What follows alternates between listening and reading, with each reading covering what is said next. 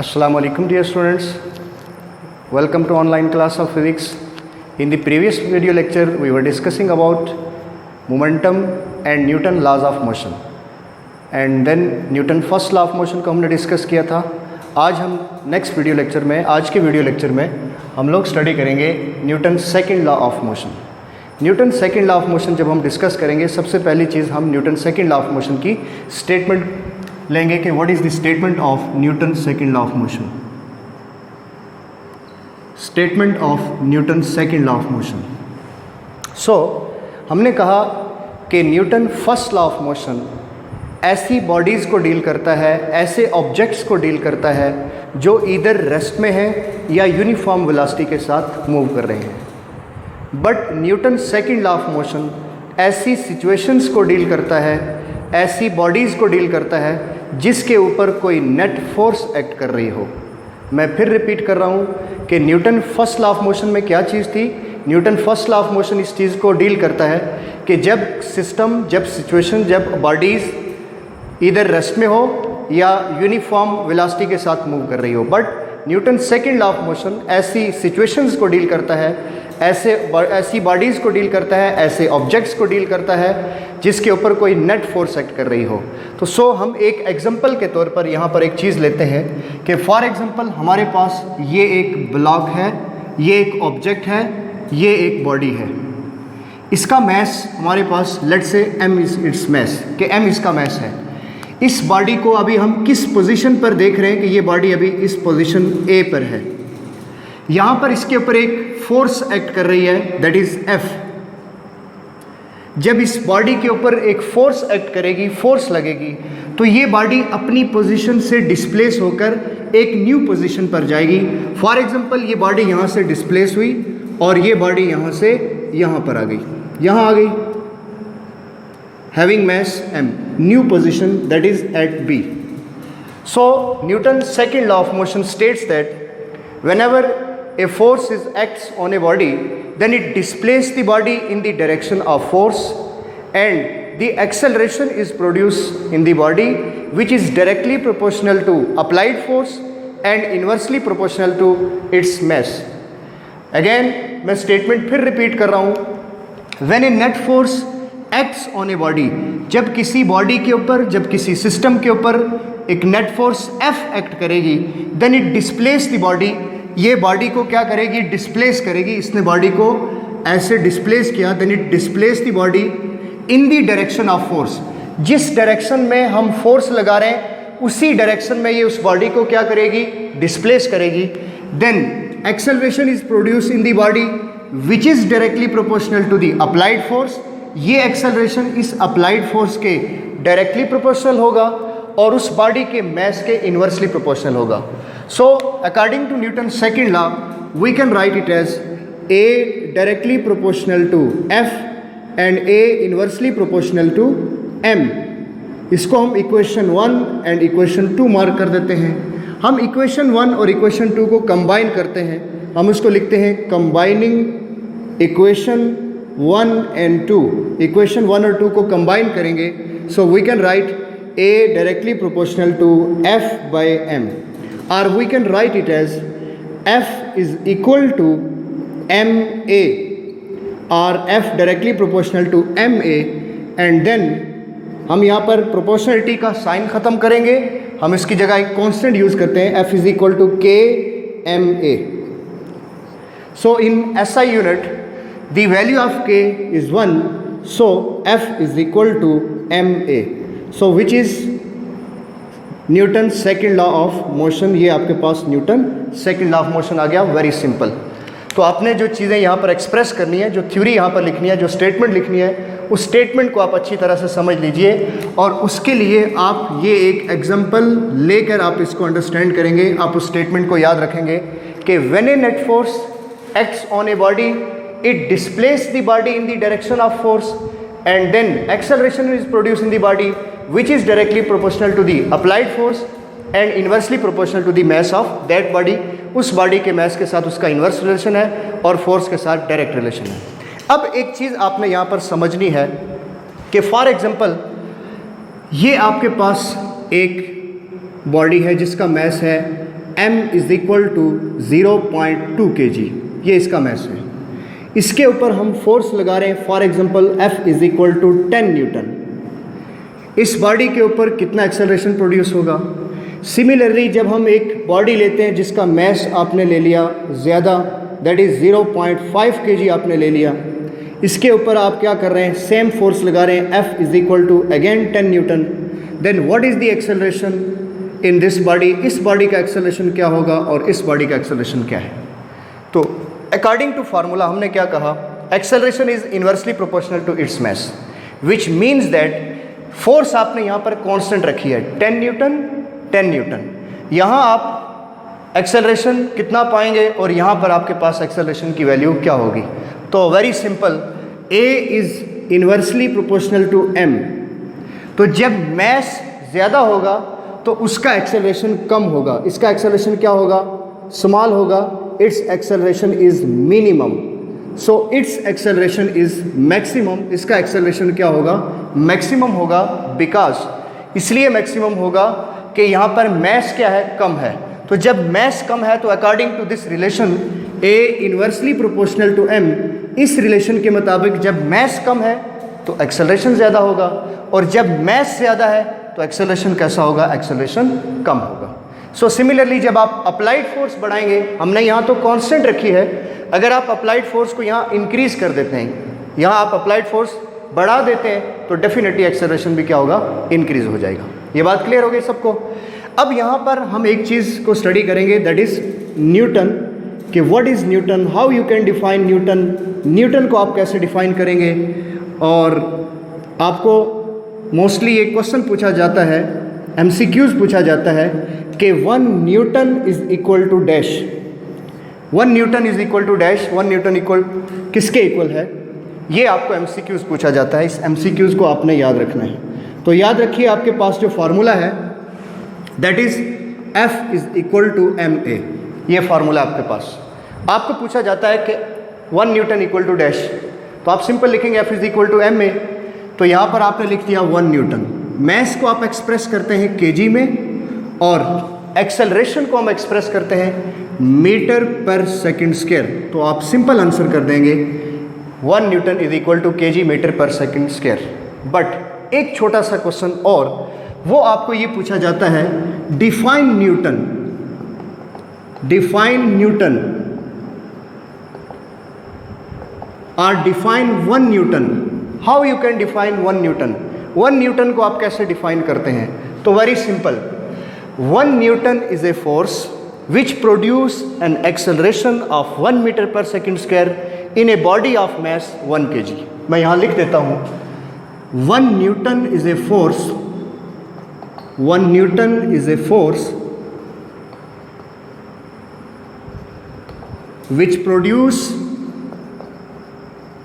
which produce an acceleration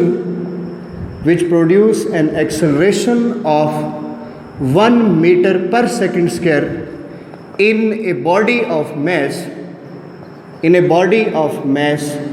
1 kg। अगर हम थोड़ा सा यहाँ गौर करें, तो अगर मैं कहता हूँ कि डिफाइन न्यूटन, डिफाइन 1 न्यूटन, तो 1 न्यूटन क्या है? वेरी सिंपल, कि अगर इस बॉडी का मैस कितना है 1 kg, और इस बॉडी के अंदर कितना एक्सेलरेशन प्रोड्यूस हो 1 metre per second square, then what is force? Then force is 1 newton. So in this way, इस अंदाज से आप 1 न्यूटन को क्या कर सकते हैं? डिफाइन कर सकते हैं कि 1 न्यूटन क्या है। ये बात क्लियर हो गई बेटा सबको? ओके, नेक्स्ट, ये जो आपके पास फार्मूला है, इस फार्मूले से रिलेटेड हम कुछ एग्जाम्पल सॉल्व करेंगे। मैं आपको एक इस फार्मूले से रिलेटेड आपको जो चीज़ें फाइंड करनी है वो एक ज़रा समझा देता हूँ। F is equal to ma। आपको एक्सेलरेशन गिवन हो, मैस गिवन हो, तो आप फोर्स फाइंड कर सकते हैं। अगर आपको अप्लाइड फोर्स दी हुई है, मैस गिवन है, तो आप एक्सेलरेशन फाइंड कर सकते हैं। A is equal to F/m। Similarly अगर आपको फोर्स गिवन है, एक्सेलरेशन गिवन है, तो आप मैस कैलकुलेट कर सकते हैं। So m is equal to F/a। आप इसको ऐसे भी कैलकुलेट कर सकते हैं। इसी फार्मूले को हमने रीअरेंज किया 3 तरह से। कि एक्सेलरेशन कैलकुलेट करना है तो फार्मूले को कैसे लिखेंगे, फोर्स कैलकुलेट करनी है तो simple F equal to M a, और मैस कैलकुलेट करना है तो M is equal to F by a, हम इसको लिख देंगे। अब हम एक एग्जांपल सॉल्व करेंगे। So first one example is example number 3.1। Find the acceleration that is produced by a 20 newton force in a mass of 8 kg। 8 kg mass में आपने एक्सेलरेशन क्या करना है, फाइंड आउट करना है।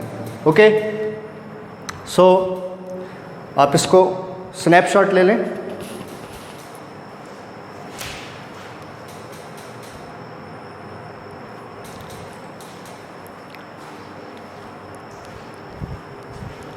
फार्मूला याद रखिएगा आप। 1 न्यूटन क्लियर हो गया सबको? मैं इसको रेज करूंगा चूँकि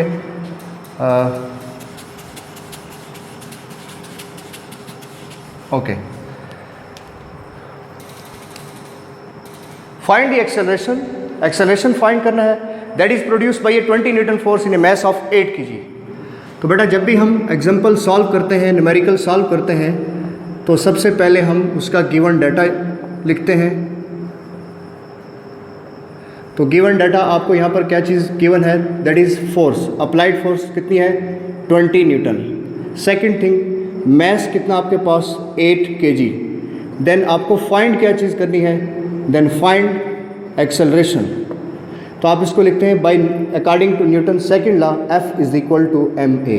हमें क्या चाहिए, हमें कहा गया कि आपको एक्सेलरेशन फाइंड करना है। So A is equal to F by M, and then we can write it as F की वैल्यू क्या है 20 न्यूटन एंड 8 kg। सो यहाँ पर आप एक्सेलरेशन की वैल्यू क्या कर सकते हैं, कैलकुलेट कर सकते हैं 20 बाई 8 kg।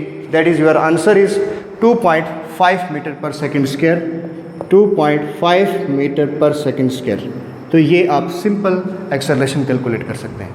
आपको ये 2 मार्क्स का न्यूमेरिकल आ सकता है, इस तरह का छोटा सा न्यूमेरिकल, और सम टाइम आपको ये चीज़ें MCQs में आ सकती हैं कि आप किसी सिस्टम के ऊपर, एक बॉडी के ऊपर जिसका मैस 8 kg है, 20 न्यूटन फोर्स लगा रहे हैं, तो उसका एक्सेलरेशन क्या होगा। तो आप इसको एज ए MCQs भी आप इसको क्या करेंगे, प्रिपेयर करेंगे, याद रखेंगे। ठीक है। नेक्स्ट सेकेंड वन एग्जाम्पल हमारे पास जो है that is a force acting on A body of mess 5 kg produces an acceleration of 10 meter per second square. What acceleration the same force will produce in a body of mass 8 kg? देखिए एक body है, इधर ध्यान दीजिए, example number 2, example number 3.2 है। एक body है, इसके ऊपर एक फोर्स अप्लाई हो रही है। इस बॉडी का मैस कितना है, इस बॉडी का मैस है 5 kg, और इसमें कितना एक्सेलरेशन प्रोड्यूस हुआ। फर्स्ट थिंग उसने बताई कि उसमें एक्सेलरेशन प्रोड्यूस हुआ 10 metre per second square, 10 metre per second square. अब इसी फोर्स को, हमें ये नहीं कहा गया कि ये फोर्स की वैल्यू क्या है, इसी फोर्स को जब आप इस बॉडी के ऊपर लगाते हैं जिसका मैस आपने इंक्रीज करके आई थिंक 8 kg किया है, कितनी वैल्यू है 8 kg। What is the acceleration, what acceleration the same force will produce in a body of mess 8 kg। पर जब आप वही फोर्स आप इस बॉडी के ऊपर लगाएंगे जिसका मैस कितना है 8 kg जिसका मैस है, तो अब इसका एक्सेलरेशन कितना होगा। तो इट मीन कि एक एक्सेलरेशन आपको गिवन है और एक एक्सेलरेशन आपको क्या करना है, फाइंड आउट करना है। तो अब इसको हम सॉल्व करेंगे। सबसे पहले हम क्या लिखेंगे, M1। हमारे पास चूँकि 2 मैसेज हैं, आप इसका गिवन डाटा ऐसे लिख लेंगे। ये ब्लॉक मैस M1 और M2 मैंने आपको जस्ट आपको समझाने के लिए कहा कि एक बॉडी पहले 5 kg की है, दूसरी 8 kg की है, उसके ऊपर जो फोर्स लगा रहे हैं उसने 10 metre per second square acceleration produce किया। सेकंड वाले के ऊपर जब आप वही फोर्स लगा रहे हैं जिसका मैस 8 kg है, अब इसका एक्सेलरेशन क्या होगा। तो M1 की वैल्यू कितनी है 5 kg, और M2 की वैल्यू कितनी है बेटा आपके पास 8 kg। A1 की वैल्यू कितनी है आपके पास 10 मीटर पर सेकंड स्क्वायर। अब आपको कैलकुलेट करना है A2, सेकेंड वन बॉडी में जो एक्सेलरेशन प्रोड्यूस हुआ वो आपको फाइंड करना है। तो उस एक्सेलरेशन को हम जब फाइंड करेंगे तो हम उसको यहाँ पर लिख देते हैं, वैल्यूज़ में यहाँ पुट कर देता हूँ आगे।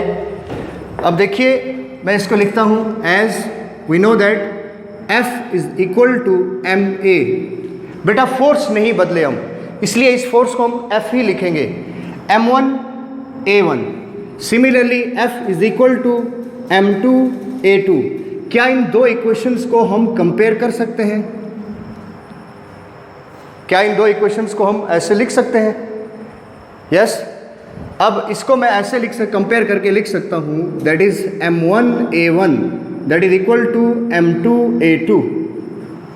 ठीक, जब आपने कंपेयर किया इन दो इक्वेशंस को, कंपेयरिंग इक्वेशन 1 एंड 2, इक्वेशन 1 और 2 को कंपेयर करते हैं जब आप, तो आप लिखते हैं M1 A1 is equal to M2 A2।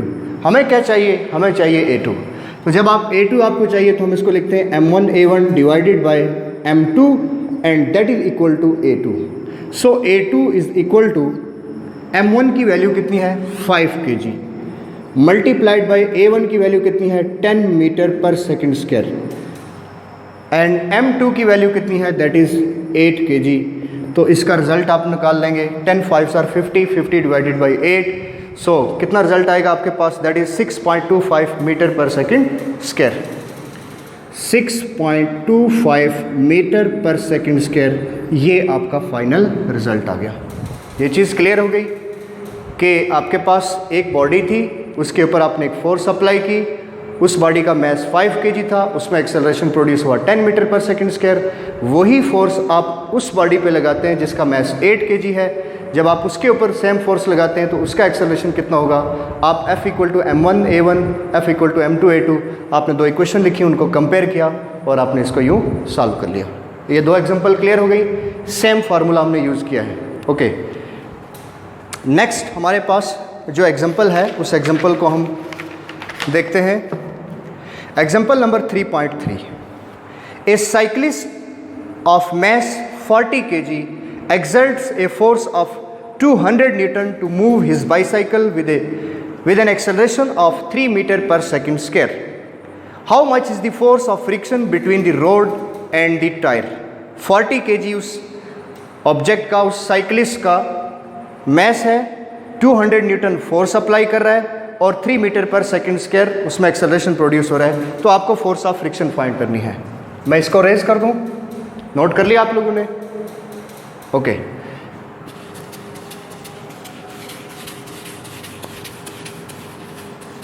Question को ध्यान से समझिए।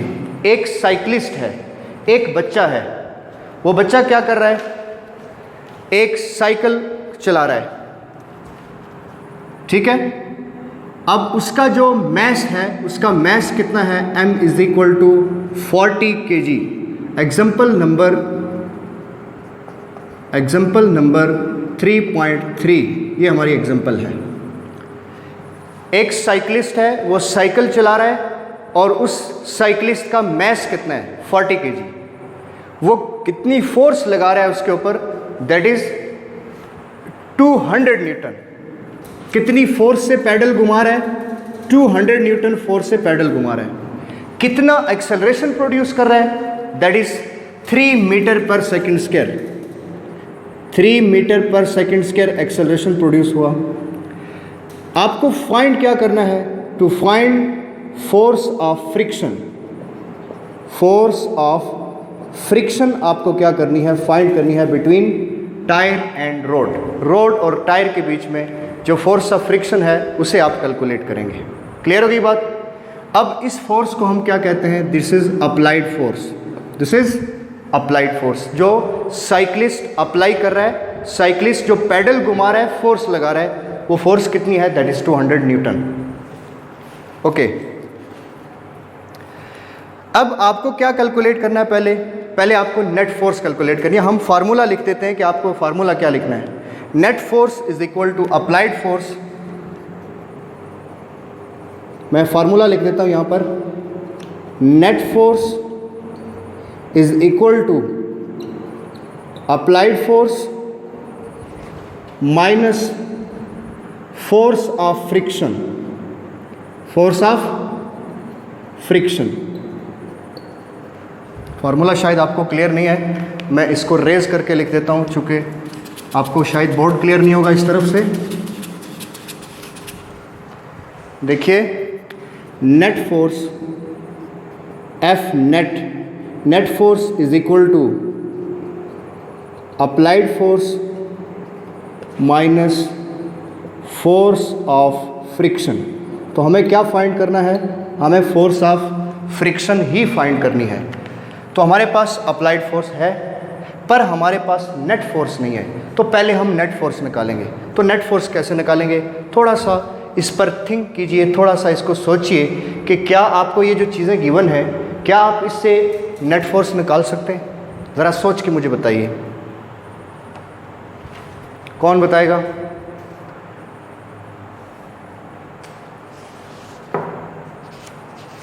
जी,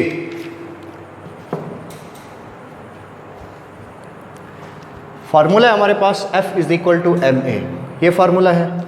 तो हम इस फार्मूले से पहले निकालते हैं, first we find net force.